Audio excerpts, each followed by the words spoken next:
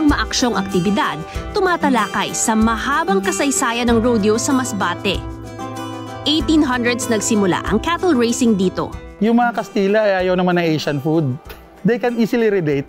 Doon sa Baka, we know this one. And they brought in their breeds. Ano po ang espesyal sa Masbate? Bakit conducive to cattle racing? Walang ibang tumutubo sa amin lupa, kundi grass. Napakaliit, napakanipis ng topsoil niya.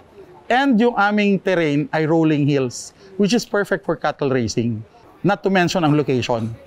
Kasi nasa sentro siya, we can easily sell in each part of the country. Para mas maging educational ang pista, ipinahiram ng mga ranchero ang mga bakang ito na magiging artista sa reenactment. Noong unang panahon, itong ginagawa ng mga ranchero kapag dadali nila yung mga baka papunta dun sa port para gawing cargo. Dahil wala namang sasakyan, ilalakad lang nila. Ang tawag dyan, cattle drive o avance, galing sa Spanish word na avance.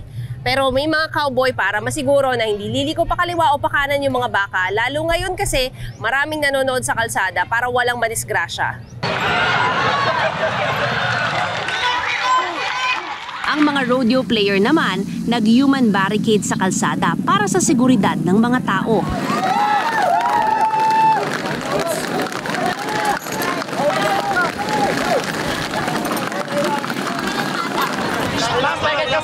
Pero meron pa rin nakalusot. May isang baka na hinuli. Kasama to sa cattle drive, tinalian na ng mga cowboy. Kuha ang cellphone video na ito ng may-ari ng isang tindahan. Umalis sa linya ang pasaway na baka. Aniya, ganito rin ang nangyari sa kanila nung nakaraang taon.